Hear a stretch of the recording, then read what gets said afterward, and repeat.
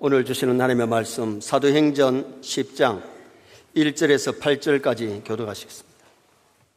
신약성경 사도행전 10장 1절에서 8절입니다. 10장 1절 봅니다. 가이사라에 고넬료라 하는 사람이 있으니 이탈리아 부대라 하는 군대의 백부장이라.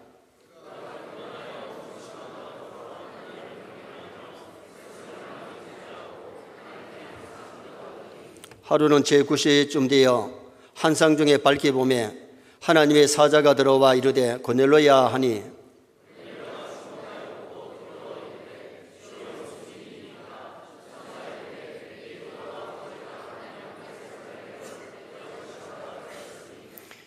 내가 지금 사람들을 요바에 보내어 베드로라 하는 시몬을 청하라.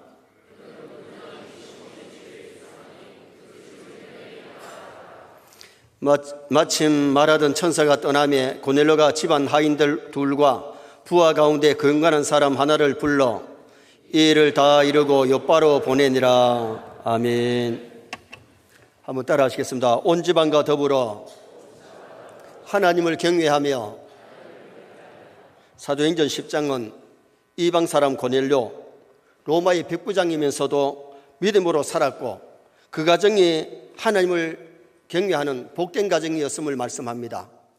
세계 모든 성도의 가정도 고넬료의 가정처럼 정말 하나님을 잘 경외하고 복된 가정이 되어야 되겠기에 복된 가정입니까? 이런 제목으로 말씀을 상고합니다. 사랑과 인사합시다. 복된 가정입니까? 아멘. 아닌데도 억지로 아멘 하죠. 정말 복된 가정 되시기를 축원합니다. 좀 전에 불렀던 찬송가 557장 1절에 에덴의 동산처럼 복되어라 우리 가정. 처음에 에덴 동산이 내 가정이 참 행복하고 즐겁고 아름다운 가정이었지요. 정말 우리의 가정이 복된 가정이냐, 평화로운 가정이냐, 즐거운 가정이냐 한번 좀 점검해 보고 복된 가정의 요소를 갖추어서 복된 가정을 만들어가고 복된 가정으로 복을 누리면서 살다가 천당 가셔야 돼요. 제가 어느 교회에 신앙 세미나를 가서 장로님들과 함께 차를 마시면서 장로님한테 물었어요. 장로님은 성공했습니까? 실패했습니까? 물었더니 장로님이 당장 대답을 못하고 한참 생각하더니만은, 목사님, 장로가 되고 신앙으로 산 거 보면 그래도 신앙적으로는 복받은 것 같고 성공한 것 같은데 물질로는 성공하지 못한 것 같습니다. 그러시더라고요. 물질로도 성공하면 좋지만은 성공 못해도 믿음으로 성공한 것이 더 복인 줄 믿습니다. 하나님께서 세상을 만드시고 사람들에게 여러 가지 제도를 주실 때에 제일 먼저 주신 제도가 가정제도를 주셨어요. 그래서 오늘 우리가 교회 생활 못지않게 가정생활을 잘하고 복된 가정이 되어야 돼요. 아멘 안 하시죠? 정말 복된 가정 되시길 바랍니다. 복을 받아서 복을 누리는 가정, 즐거운 가정, 행복한 가정이 되어야 된다는 겁니다. 가정은 부부가 기둥입니다. 부모와 자식, 형제 간에 가정생활을 정말 즐겁게 서로 사랑하고 아끼고 도우면서 가정의 아름다운 보금자리가 되어야 되죠. 그 다음에 주신 제도가 교회라는 제도를 주셨는데 교회를 통해서 하나님 섬기고 교회를 통해서 은혜 받고 교회에서 천국에서 훈련받으면서 성도끼리 서로 아끼고 사랑하고 존경하면 교회 생활도 즐거운 겁니다. 우리는 가정생활도 잘해야 되고 교회 생활도 정말 잘해야 돼요. 그 다음에는 직장생활을 잘해야 되는데 직장을 통해서 동료를 섬기고 직장을 통해서 우리가 물질의 복을 받잖아요. 그래서 가정과 교회, 직장 이 삼박자가 잘 맞게 돌아갈 수 있도록 우리 신앙생활을 건전하게 믿음으로 바로 하면 이 세 가지가 아름다워져야 됩니다. 에이버리라는 사람은 말하기를 사랑 없는 가정은 영혼 없는 시체가 사람이 아니듯이 사랑 없는 가정은 가정이 아니라 그랬어요. 위입이라고 하는 사람은 가정이야말로 고달픈 인생의 안식처다. 가정에서 안식을 누리고 사랑을 누리고 정말 기쁘게 즐겁게 하면 피로가 다 풀리는 안식처가 되지요. 가정이 무너지면 신앙이 흔들리고 참 행복을 누릴 수가 없어요. 그러므로 우리 성도는 가정을 지키고 건강한 가정, 복된 가정을 이루도록 노력하셔야 되죠. 며칠 전에 대전에 결혼 상담소를 하는 결혼 정보사를 하는 사장님과 원장님이 저를 찾아오셨어요. 점심 식사를 하면서 그분들이 그런 얘기를 하시더라고요. 목사님, 요사이는요 처녀 총각이 결혼을 너무 늦게 합니다. 그리고 독신주의자가 많아가지고 결혼을 아예 안 하려고 하는 사람이 많습니다. 그러니까 생육 번성이 안 되고, 결혼을 해도 늦게 하니까 자녀들을 많이 낳지 않아서 참 문제입니다. 그분들이 안수 집사님이고 서리 집사님이니까 정말 나라에 걱정이 되어서 염려를 하시면서 자기들이 결혼 정보소 회사를 하면서 사람들을 많이 만나는데 그런 얘기를 한대요. 젊을 때는 혼자 살아야 되겠다 싶어서 혼자 사는데 50이 넘고 60이 넘으면 외로움을 느낀대요. 돈이 있어도 자식도 없지, 아내가 없지, 남편이 없지, 가정이 없으니까 굉장히 외로움을 느끼면서 나중에는 후회를 한대요. 그래서 결혼을 더디하는 사람들 만나가지고 빨리 결혼하는 게 좋다, 늦게 결혼하면 나중에 후회한다, 늦게 하면 금도 지나갔고 은도 지나갔기 때문에 대상자를 골리기가 참 어렵다, 그러면서 참 결혼정보회사를 하면서 그렇게 일을 하는 걸 보고, 이야, 저 사람들도 사명을 가지고 하는구나. 여러분, 오늘 우리가 할 수 있다면 결혼을 늦게 하지 말고 좀 일찍 해서 생육 번성하시기를 바랍니다. 늦은 사람들이 아멘 해가지고는 늦고요. 정말 요새 젊은 사람들이 결혼해서 생육하고 번성해야 되는데 하나 놓기보다는 둘 낳는 게 좋고 둘보다는 한 셋쯤 낳으면 좋은데, 그럼 목사님 왜 둘밖에 안 낳습니까? 나는 개척교회 하면서 교회 짐이 될까봐 난 둘 놓고 끝쳤어요. 요사이는 내가 좀 더 낳았으면 좋을 뻔했다 싶은 마음이 있는데 정말 생육하고 번성하면 좋을 줄 믿습니다. 그러면 고넬로는 어떤 사람이었기에 복된 가정이었느냐? 첫째는 경건한 삶을 사는 가정이기 때문에 복된 가정. 경건한 삶을 살았어요. 2절에 보니까 그가 경건하여, 따라합시다. 그가 경건하여.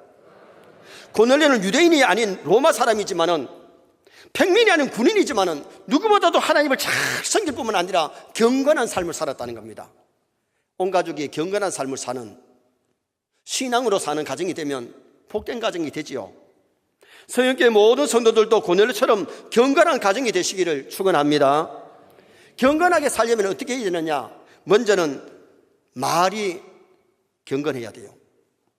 야고보서 1장 26절에 누구든지 스스로 경건하다 생각하며 자기 혀를 제갈 물리지 아니하고 자기 마음을 속이면 이 사람의 경건은 헛것이라 그랬어요. 아무리 자기 나름대로 거룩하게 경건하게 산다 해도 말이 거룩하지 못하면 헛것이라 그랬다. 신앙인은 말을 경건하게, 말을 지혜롭게, 말을 은혜롭게, 말을 선하게 해야 될 줄 믿습니다. 명절을 맞이해가지고 여러분 일가 친척을 만나고 가족들을 만났을 때에 언어 생활이 선하고 은혜롭고 좋은 말 해야지. 이 언어 때문에 상처받는 일들이 참 많잖아요. 명절을 보내고 열받아 온 사람 많고 스트레스 받아 온 사람 많아요. 왜? 언어 때문에 그런 거예요. 물론 일하는 것도 또 힘들지만 그보다 더 힘든 것이 언어 때문에 상처를 받거든요. 그래서 우리 신앙인들은 언어를 아름답게 지혜롭게 선하게 할 줄 아는 성도가 되어야 되는 거죠. 혀를 제갈 물린다는 말이 뭐예요? 아무 말이나 쏟아내는 게 아니고 들어가고 나가는 것을 체크하고 쓸데없는 말 하지 말라는 것이, 그게 혀를 제갈 물린다고 그렇게 표현을 한 겁니다. 다윗은 시편에 내 입술에 파수꾼을 세우시고, 입술에 파수꾼은 들어가고 나가는 것을 정확히 체크해서 안 나가야 될 것은 못 나가게 하고 나갈 말만 하게 하는 것, 그것을 내 입술에 파수꾼을 세워달라고 다윗은 기도했어요. 시편 15편에 성산에 거할 자가 누구냐 그럴 때에 마음의 진실을 말하며 거짓말 자꾸 하는 사람 천당 못 가요. 계시록 21장 8절에 지옥갈 제목에 거짓말하는 자 나와요. 그런 죄는 지었으면 해결해야지. 거짓말하고 입 싹 닫고 거짓말하고 그렇게 살다 가면 하나님 나라에 못 간단 말이에요. 진실을 말하는 사람이 성산에 하나님 나라에 들어간다 그랬어요. 그러면서 거기에 또 뭐라고 말씀했는가 하니, 그 혀로 남을 허물하지 아니하며, 남의 허물을 자꾸 들춰내는 사람들 성산에 거할 자가 아니라는 겁니다. 그리고 또 그의 이웃을 비방하지 아니하며, 남을 자꾸 비방하는 사람들, 이 문제입니다. 광야교회에 수많은 사람이 광야에서 쓰러져 무덤을 남긴 것은 원망불평하다가 광야에서 쓰러졌어요.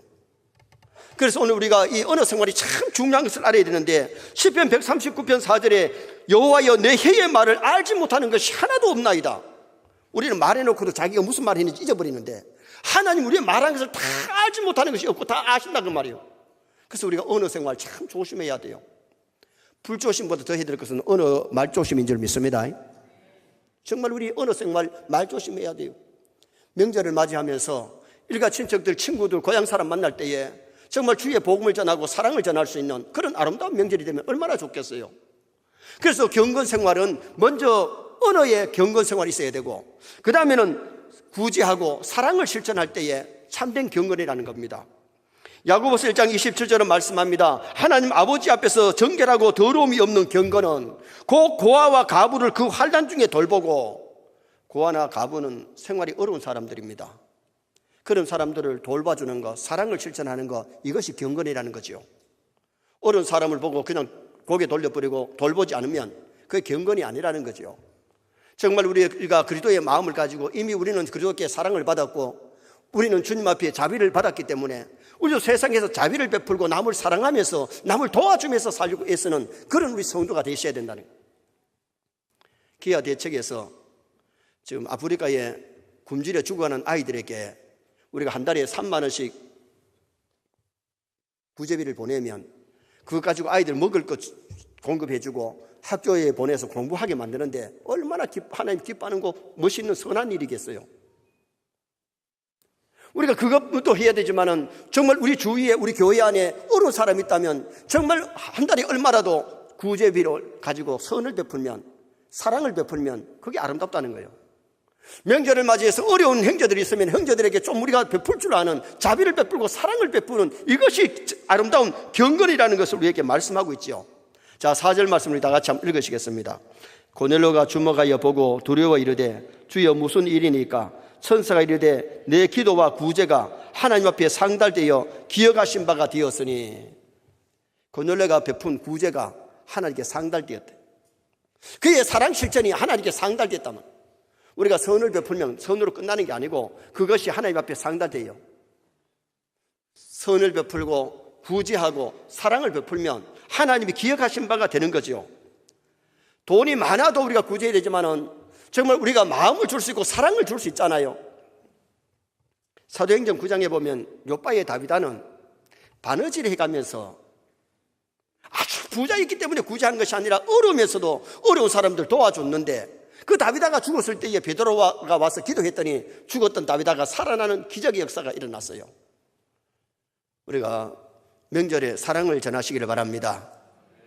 정말 어려운 사람이 있으면 도와주고, 정말 일가 친척 중에 부모 형제 중에 어려운 사람이 있을 때 거기에 사랑을 베풀 수 있는 그런 우리 성도가 되어야 되는데, 누가복음 6장 38절에 주라 그리하면 너희에게 줄 것이요 후일이여 흔들어 넘치도록 채워준다고 하나님 약속하셨어요. 정말 우리가 사랑을 실천하고 구제할 때에 그것이 참된 경건이고 하나님 기뻐 받으시는 예물이라는 겁니다. 그 다음에 또 하나 경건은 뭐냐? 새 속에 물들지 아니하는 것이 경건입니다. 야고보서 1장 27절에 더러움이 없는 경건은 자기를 지켜 새 속에 물들지 아니하는 그것이라. 명절에 일가 친척 만나가지고 믿지 않는 형제들 만나가지고 그냥 고돌이나 하고 같이 한잔하고 이렇게면 이게 새 속에 물드는 겁니다. 정말 거기 앉아가지고 우리가 믿는 사람이 있기 때문에 윷놀이를 하든지, 그리고는 정말 복음 전할 수 있는 아름다운 기회를 삼아야지 새 속에 물들지 말라는 거죠. 우리가 TV를 봐도 보아서 유익한 것이 있고 보지 말아야 될 것이 있습니다. 듣는 것도 들어야 될 것이 있고 듣지 말아야 될 것이 있고, 먹는 것도 먹어야 될 것이 있고 먹지 말아야 될 것이 있습니다. 한 잔 준다고 해서 믿는 사람이 다 마시면 저 사람 집사라 카드 저걸 알라리구나, 예수 믿다 카더니 돌예수꾼이구나, 믿지 않은 사람도 그렇게 오판합니다. 판단합니다. 오늘 우리가 예수 믿으면 단디 점 믿어야 될 줄 믿습니다. 정말 우리가 이 명절을 맞기 위해서 새 속에 물들지 아니하는 죄인의 길에 서고 오만한 자의 자리에 앉아가지고 같이 죄 짓는 명절이 있지 말고 구별된 성도답게 하나님의 자녀답게 먹고 마시고 말하고 행동하는 그런 우리 삶을 살아야 될 것을 가르쳐주고 있잖아요. 하와가 마귀 말 듣고 선악과를 먹었는데 마귀 말 듣지 말았으면 얼마나 좋았어요. 마귀 말 듣고 나서 선악을 보니까 먹음직하고 보암직하고 탐스러워서 따먹고 죄를 지었잖아요. 들어야 될 것이 있고 듣지 말아야 될 것이 있고 보아야 될 것이 있고 보지 말아야 될 것이 있고 먹을 것이 있고 먹지 말아야 될 것이 있고 해야 될 것이 있고 하지 말아야 될 것이 있다는 겁니다. 경건하게 살려면 구별해야 된다. 여러분 거룩이 뭐냐 하면 구별입니다. 세상과 구별, 죄악과 구별. 그래서 오늘 우리 세뇌 모든 성도가 고넬료처럼 경건한 삶을 살아야 되는데 먼저 말이 경건해야 되고 사랑을 실천해야 되고 세속에 물들지 아니하는 세뇌 모든 성도 되시기를 축원합니다. 요한 1서 3장 12절에 보면 가인같이 하지 말라. 그는 악한 자에게 속하여 그 아우를 죽였으니 악한 자가 누구예요? 악한 자에게 속했기 때문에 동생을 죽이고 악한 자에게 속했기 때문에 거짓말하고 죄를 지었어요. 악한 자는 마귀입니다. 마귀가 시험할 때에 마귀 밥이 되면 안 돼요. 마귀가 충동할 때에 마귀의 충동을 받으면 안 돼요. 사탄아 물러가라. 마귀의 사탄에 물리쳐야 되는데 여러분 사람 보고 사탄을 물러가면 안 돼요. 마음속으로 정말 범죄를 유혹할 때에 그걸 물리치고 이겨야 되죠. 그래서 오늘 우리 세뇌 모든 성도가 악한 자에게 속하면 안 되는데 성령이 역사하면은 말씀대로 살게 만들지만은 악한 자 마귀가 역사할 때는 우상 숭배하게 만들든지 거짓말하게 만들든지 아니면은 미워하고 시기 질투하고 남을 죽이는 그런 죄를 저집니다. 가인도 제사를 드렸잖아요. 형식적인 제사를 드리는 거예요. 네 동생 아벨이 어디 있느냐? 내가 동생을 지키는 자입니까? 나 모릅니다. 입 싹 닫고 거짓말합니다. 시기 질투 때문에 동생을 쳐 죽이는 살인자가 됩니다. 가인같이 하지 말라. 악한 자에게 속겠다.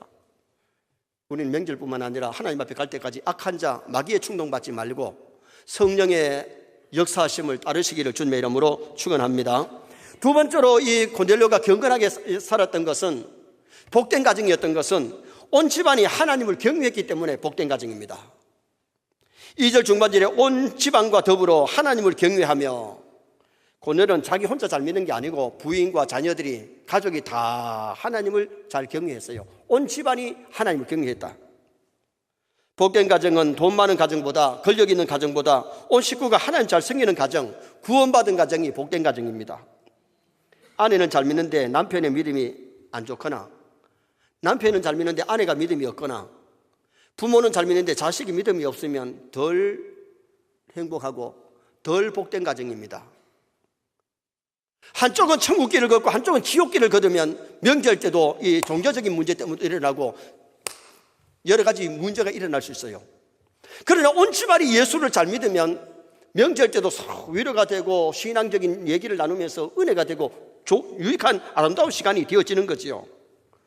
그러므로 성도의 가정은 내 가정 복음화를 위해서 함께 천국길을 가도록 기도해야 되고 전도해야 되고 자신이 모범적인 삶을 살아야 될 줄 믿습니다. 사도행전 16장 31절에 주 예수를 믿어라. 그리하면 너와 내 집이 구원을 얻으리라. 정말 예수 잘 믿는 가정이 되면 온 식구가 전도돼 가지고 온 식구가 예수 잘 믿으면 그 가정이 복된 가정이 될 수 있는 거지요. 로마 우르반 대학 대강단에 새겨진 글입니다. 오래전 로마 법대 졸업반에 있는 고학생이 경제적인 어려움을 당해가지고 필립 네리라고 하는 예수 잘 믿는 부자 영감을 찾아가서 도움을 요청합니다. 도움을 요청하는데 그때에 필립 네리라는 영감이 돈을 빌려주면서 자네 이 돈을 무엇에 쓰려고 그러느냐 묻습니다. 그때 이 청년이 우선 법대를 졸업해야 되겠습니다. 그 다음에는 변호사가 되겠습니다. 그 다음에는 돈을 벌어서 집을 짓겠습니다. 그 다음에는 결혼하겠습니다. 그 다음에는 자녀를 낳고 교육시키겠습니다. 그 다음에는 늙지요. 그 다음에는 대답을 못하고 가만히 혼자서 생각을 합니다. 그 다음에는 내 피가 식어지고 내가 죽어서 많은 사람들이 내 장례식에 와가지고 나를 간에 넣어가지고는 장례식을 행하겠지. 근데 이 청년은 예수를 안 믿기 때문에 그 다음에 생각을 못하고 그 다음에는 완전히 자기를 잃어버리는 거기까지 왔는데 내리 할아버지가 얘기를 합니다. 그 다음에는 죽음일세. 그 다음에는 심판이 있네. 그 다음에는 예수 믿는 사람은 영원한 천국이고 예수 믿지 않은 사람은 영원한 지옥일세. 이 청년이 그 돈을 받고 나와서 그 말씀이 머리에 새겨지고 마음에 새겨졌기 때문에 교회에 나가서 예수를 믿고 열심히 공부한 결과 우리 반 대학을 설립하고 그 강당에다가 할아버지와 자기가 얘기한 그 얘기를 거기다가 새겨 넣었어요. 우리는 이 세상에 영원히 살지 않아요. 잠깐 살다가는 나그네 인생이에요. 그러므로 오늘 우리가 중요한 것은 정말 만약에 전도되지 못하고 예수 믿기 전에 믿지 않는 부모가 떠나거나 자식이 떠나거나 형제가 떠나면 싹 가슴 아픈 일이죠. 우리가 잘 아는 롯의 가정을 보세요. 아브라함의 가정은 식구가 하나님 믿어서 구원 얻었으니까 복된 가정이었어요. 노아의 가정은 가족이 다 구원받았기 때문에 복된 가정이에요. 롯의 가정은 롯과 두 딸은 구원받았지만은 소돔과 성에서 뛰쳐나오다가 롯의 아내가 뒤돌아봄으로 소금 기둥이 되어버려서 죽어버리죠. 유황불 맞아가 소금 기둥이 되었는데 소알성에 와서 두 딸과 그래도 아버지가 구원받았으니 감사는 하겠지만은 마누라 소금 기둥 된 것 생각하면 롯의 마음은 참 찢어질 것 같아요. 어머니가 소금 기둥 된 걸 본 딸들은 얼마나 가슴이 아프겠어요. 살아생전에 전도해야지 죽은 다음에 전도는 헛방입니다. 돌아가시기 전에 정말 부모님께 효도하고 전도해야 되고요. 믿지 않는 자녀들 정말 신앙으로 잘 양육해야 되고 믿지 않는 형제들에게 복음 전하는 것이 우리가 해야 될 사명입니다. 사명입니다. 우리가 명절은 복음 전하기 좋은 기회이기 때문에 이 기회를 놓치지 말고 복음 전할 수 있는 성도가 되셔야 됩니다. 그러므로 우리 믿는 청년들은 선 볼 때에 명심해야 될 것이 인물 너무 많이 보지 말고 재산 보지 말고 학벌 너무 보지 말고 신앙을 봐야 돼. 믿음을 보고 결혼하면 후회를 안 하는데 얼굴 보고 결혼했다가 후회한 사람 많고 재산 보고 결혼했다가 후회한 사람 많아요. 그런데 대체적으로 중매를 해보면 신앙이 잘 안 보이는지 믿음 보고 하는 게 아니고 얼굴 마음에 안 들면 그럼 안 해요. 여러분 오늘날 이 사람들이 얼굴을 너무 많이 보니까 요사이 젊은 사람들이 리모델링 해가지고 자연산인지 이게 분간이 잘 안 되잖아요. 또 자연산이냐 양식이냐 물어볼 수도 없고 이게 참 문제예요. 그래서 우리가 정말 중요한 것은 인물 보다가 학벌 보다가 재산 보다가 더 중요한 것이 믿음이 참 이 보배인데 믿음 보고 결혼할 수 있기를 주님의 이름으로 축원합니다. 하나님은 외모를 보지 않습니다. 천국은 얼굴로 가는 것이 아니고 돈으로 가는 것이 아니고 지식으로 가는 것이 아니고 믿음으로 가는 나라 하나님 나라입니다. 그래서 믿음의 가정을 이루고 믿음의 가정을 만들어갈 수 있는, 만약에 불신 결혼을 했다면 정말 가정을 기도하고 믿음의 가정을 만들어서 온 친구가 하늘나라 가질 수 있도록 노력해야 돼요. 신도계요서에 보면 제24장에 결혼과 이혼에 관하여 거기에 상세히 기록되어 있는데 오늘 결혼만 말씀드릴게요. 거기에 신도교회에 어떻게 나오느냐 하면 결혼은 한 남자와 한 여자 사이에 이루어져야 된다. 동성연애, 동성결혼이 허용이 안 돼요. 진짜 믿음 있는 사람이 동성결혼 안 해요. 개하고 짐승하고 결혼 안 돼요. 인형하고 결혼할 수 없어요. 며칠 전에 제가 TV 보다가 놀라 자빠질 뻔했는데 일본의 한 남자가 인형을 이렇게 안고 결혼식장에 똑똑 들어오는데 그 인형하고 결혼하고 있어요. 여러분 우리 자녀들에게 바로 안 가르쳐 놓으면 그 사람 왜 그렇게 됐냐 물었더니 사람들에게 왕따를 당해가지고 사람이 싫으니까 지금 인형하고 결혼하는 겁니다. 성경은 가축과 결혼 범죄고 어떤 인형 같은 거 결혼이 이건 우상이지 이건 이룰 수 없는 거예요. 한 남자와 한 여자가 가정을 이루어야 그것이 정석이기 때문에 그러면서 두 번째는 결혼은 남편과 아내의 상호 협조를 위해 합법적인 지식에 의해서 이루어져야 된다. 불법적으로 이루어져서는 안 된다는 겁니다. 세 번째는 어떻게 시행하느냐? 판단력을 가지고 동의할 수 있는 모든 종류의 사람들은 결혼을 하는 것이 합법적이다. 안 하는 것이 합법이 아니고 하는 것이 합법적이다. 그러나 오직 주 안에서 결혼하는 것이 그리스도인의 의무다. 그리스도의 의무는 주 안에서 믿는 사람과 믿는 처녀, 믿는 총각이 결혼해야 그것이 주 안에 사는 결혼입니다. 그러므로 진정한 기업 신앙을 가진 사람은 불신자나 예수 믿지 않는 불신자나 로마교회 교인이나 로마교회 교인이란 말은 천주교인이나 우상 숭배자와 결혼해서는 안 된다. 우상 숭배자와 결혼할 수 없고 또 생활이 유명하게 악독하거나 혹은 위험한 이단을 주장하는 자와 결혼함으로 경건한 사람이 부동등하게 짝지어지지 않게 해라.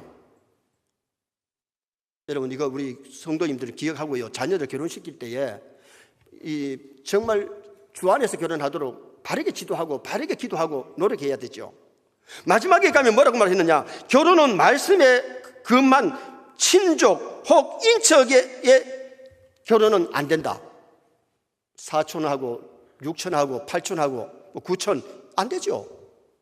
그래서 오늘 우리가 교회 법을 지키면서 경건한 가정을 이룰 수 있도록 노력해야 되는데 온 집안이 하나님을 경외하고 온 집안이 정말 주 안에 살아가는 복된 가정이 되어야 될 것을 성경이 우리에게 가르쳐주고 있습니다. 하나님을 경외하지 아니하면 천당에 못 갑니다.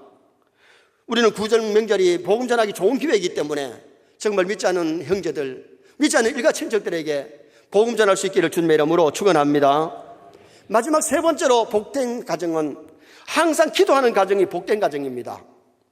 2절 하반절에 따릅시다. 하나님께 항상 기도하더니 고넬료는 제9시 기도 시간에 기도하다가 환상 중에 천사가 나타나서 4절 중반절에 내 기도와 구제가 하나님께 상달되었으니 하나님이 기억하신 바가 되었다고 일러줍니다. 기도하면 기도가 하나님께 상달됩니다.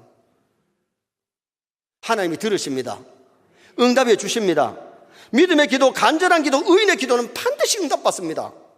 그래서 기도를 많이 하는 야고보 사도는 야고보서 5장에서 기도를 소개할 때에 15절에 보면 믿음의 기도는 병든 자를 구원하리니 믿음의 기도가 병든 자를 낫게 만들고 구원한다. 그래서 우리의 기도가 믿음이에요. 믿음 있으면 기도합니다. 아무리 기도하라 그래도 믿음 없는 사람 기도 안 합니다. 믿음의 기도는 병든 자를 구원하리니 그 다음에는 16절에 가면 의인의 기도는 역사하는 힘이 많으니라. 같이 기도해도 죄를 지어놓고 기도하는 사람하고 회개하고 정말 말씀대로 살면서 기도하는 사람과의 기도는 차이가 있어요. 의인의 기도는 역사하는 힘이 많고 기도할 때에 회개가 되고 기도할 때에 의인이 되어지기 때문에 의로워지기 때문에 기도가 필요하다는 겁니다. 그 다음에 또 하나가 간절히 기도한 적 하늘이 비를 내렸다. 기도하면 하나님을 찾게 되고 하나님 앞에 간절하게 기도하기 때문에 하나님과 가까워지면서 응답받는 역사가 일어나죠. 그리고 본문 지나서 9절 이하에 보면 이튿날 제6시 기도 시간에 요바에서 베드로가 기도하는데 환상이 보입니다. 보자기에 4발 가진 짐승들이 주르륵 내려오는데 잡아먹으라 잡아먹으라. 3번이나 그것을 보고 자기의 고정관념을 깨뜨리고 이방 사람 고넬료의 집에 가서 말씀 전하고 그 집에 세례를 베푸는 역사가 일어나잖아요. 기도하니까 옛사람이 죽어지고 새사람 됩니다. 자기의 고정관념이 완전히 깨어지고 뛰어넘어서 하나님의 뜻을 이루는 사람이 됩니다. 기도하면 내 뜻을 이루는 게 아니고 하나님의 뜻이 이루어집니다. 그래서 우리는 기도해야 되는 거죠.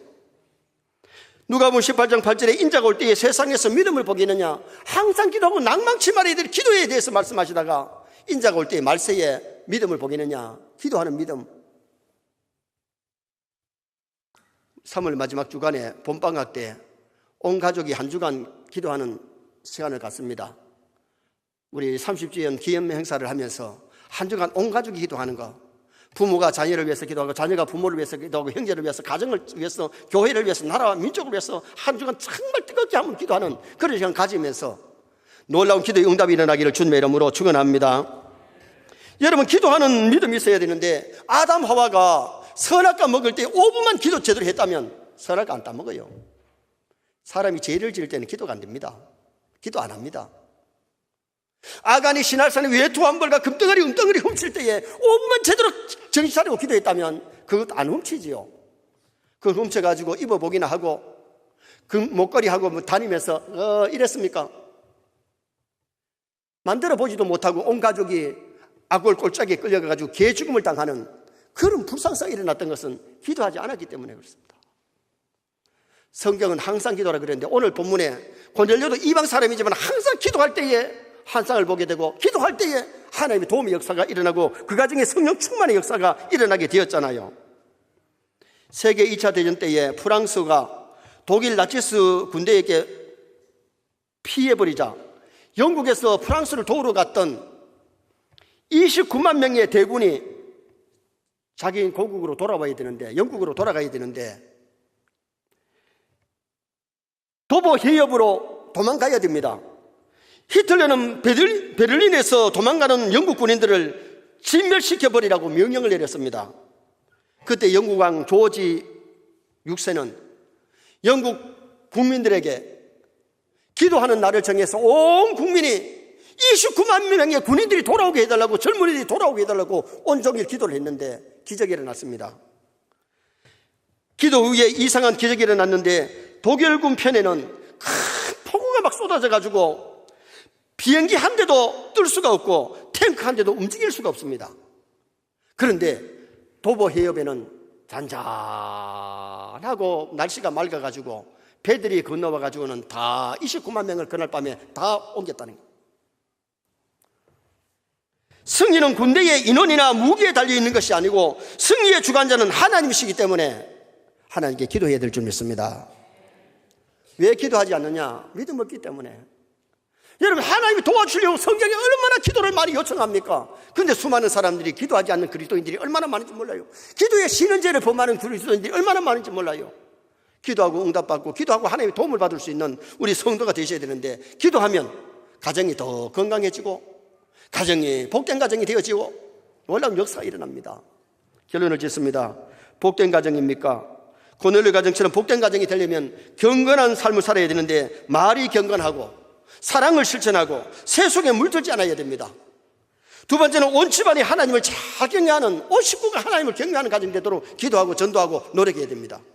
그리고는 항상 기도하는 가정이 되어서 하나님께 영광을 돌리시기를 주님의 이름으로 축원합니다.